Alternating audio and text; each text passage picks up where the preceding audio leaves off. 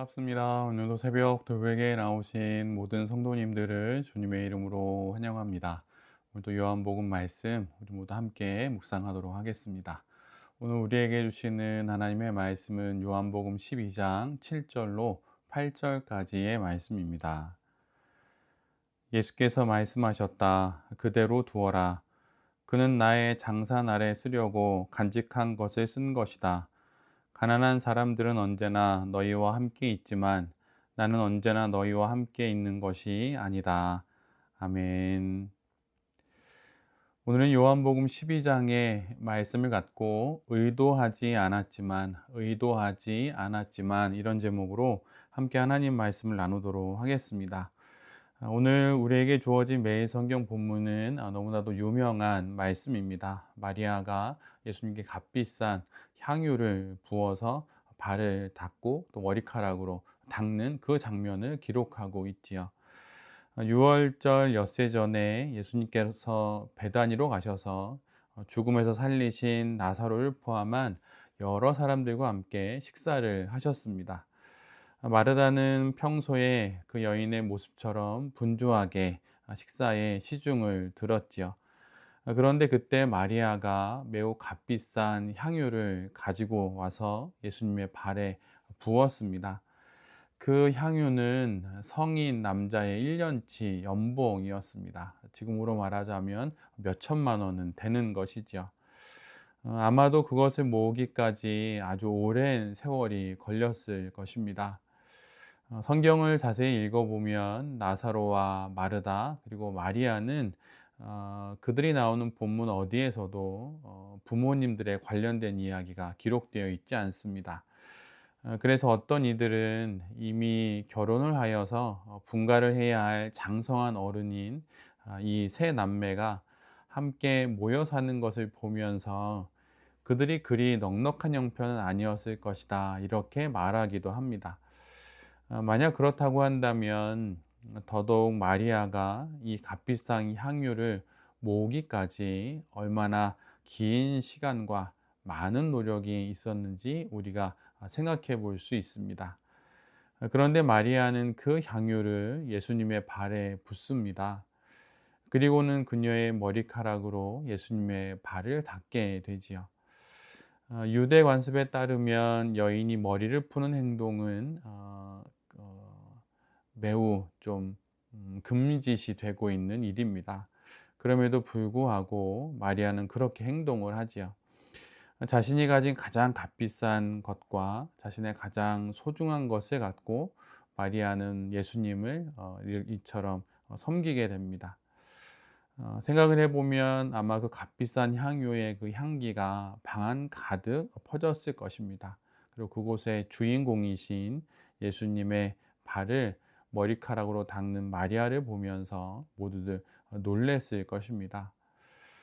오늘 본문을 보면 이 모습을 보고 가룟 유다는 그 값비싼 향유를 팔아서 가난한 사람들에게 많은 도움이 될 것인데 왜 이렇게 허비하느냐 이런 식으로 말을 합니다. 성경은 마리아가 어떤 이유로 이 비싼 향유를 예수님의 발에 부었는지 설명하지는 않습니다. 오빠인 나사로를 다시 살려주신 것에 대한 감사의 마음이었는지 아니면 우리가 모르는 또 어떤 이유가 있는지 알 수는 없지요. 그러나 분명한 것은 예수님께 무엇인가 자신의 마음을 표현하고 싶었기에 이런 행동을 했을 것이라는 사실입니다. 그런데 그것이 무엇이 되었든 그녀의 의도와 달리 그녀의 이 행동은 예수님께 이런 의미가 있는 행동이었습니다. 성경은 이것을 우리 모두에게 이렇게 전해줍니다. 예수님은 마리아의 이 모든 행동이 하나님과 당신에게 어떤 의미가 있는지 이렇게 직접 말씀해 주십니다. 그대로 두어라. 그는 나의 장사날에 쓰려고 간직한 것을 쓴 것이다. 아마도 이 말을 듣고 마리아 본인도 그리고 다시 살아난 나사로도 그리고 주변에 있는 모든 사람들도 매우 놀랐을 것입니다. 예수님의 장례식을 위해 마리아가 그 긴 기간 동안 이 비싼 향유를 조금씩 또 조금씩 모았다는 말로 이 모든 예수님의 말씀이 들렸기 때문이죠. 여러분 정말 그런 것일까요? 마리아가 무엇인가를 미리 알고 수년 전부터 이 향유를 그렇게 모았던 것일까요? 그리고 드디어 오늘이 그날이 되어서 이 향유를 그렇게 사용한 것일까요? 그것은 아닙니다. 마리아의 의도는 이런 것이 아니었어요. 그녀가 앞으로 예수님께 벌어질 일을 미리 알았을 리가 없습니다. 그녀는 그저 그녀의 마음에 따라 행동했을 뿐이지요. 그런데 이 행동이 하나님의 더 큰 계획과 또 하나님의 역사 속에서 예수님의 장례식을 준비하는 일이 된 것입니다. 마리아의 이 작은 어떤 행동이 또 그녀 개인의 어떤 의도가 더 크신 하나님의 의도 안에서 하나님의 일을 위해서 사용된 것입니다. 마리아의 이 의도와 달리 개인의 어떤 의도가 하나님의 의도와 합을 이루었던 것과는 달리 이와 상반되는 내용도 있습니다. 그건 어제 우리가 함께 묵상했던 내용인데, 예수 그리스도의 등장으로 인해 혼란에 빠진 제사장들과 또 많은 종교 지도자들, 이 혼란한 상황 가운데 대제사장 가야바가 이렇게 이야기를 하지요. 한 사람이 죽는 것이 민족 전체가 죽임을 당하는 것보다 더 낫다는 것을 알지 못하느냐.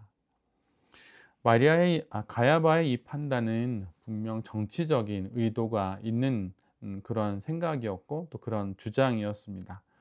그래서 그는 그런 의도를 갖고 이 말을 하게 되죠. 그리고 이후에 자신의 의도에 따라 또 행동을 합니다. 그런데 이것이 더 크신 하나님의 의도 안에서 어떻게 바뀌는지 우리 모두가 어제 성경에서 보았습니다. 11장 51절의 말씀인데 제가 메시지로 읽어드리면, 이것은 그가 스스로 한 말이 아니라 그 해에 대제사장으로서 뜻하지 않게 예언한 것이다. 오늘 본문의 마리아의 선한 의도가 그리고 가야바의 악한 의도가 모두 그들 자신의 의도와는 달리 하나님의 더 크신 그 의도의 한 부분이 됩니다.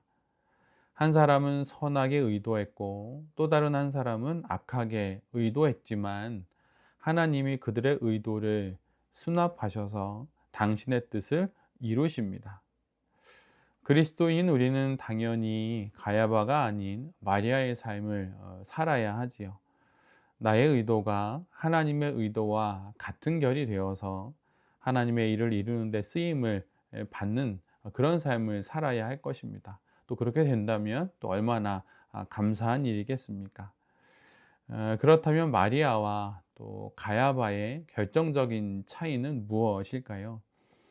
둘 다 각자의 의도에 따라 행동을 했는데, 한 사람은 하나님의 일과 발을 맞추는 삶을 살았고 다른 한 사람은 하나님의 걸음을 방해하는 삶을 살았습니다.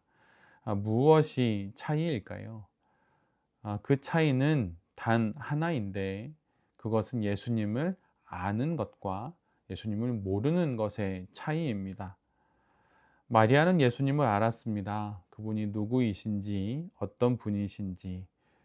그녀에게 예수님은 메시아였고 구원자였습니다. 반면에 가야바는 예수님을 몰랐습니다. 그에게 예수님은 혼란을 야기시키는 회방꾼이었고 골치 아픈 문제거리였지요. 이 삶의 차이, 예수를 그리스도로 아는 이 차이로부터 한 사람은 하나님의 의도와 결이 같은 삶을 살았고 또 다른 한 사람은 하나님의 의도에 반하는 삶을 살았던 것입니다. 마리아의 행동은 굳이 하나님의 뜻이라는 거대한 것을 의도하지 않았음에도 하나님의 뜻의 한 부분이 됩니다. 그 이유가 무엇입니까? 그것은 그의 마음이 예수 그리스도를 향하고 있었기 때문입니다. 나의 의도보다 하나님의 인도하심이 훨씬 큰 것입니다. 나의 소원보다 하나님의 구원이 더 큰 것입니다.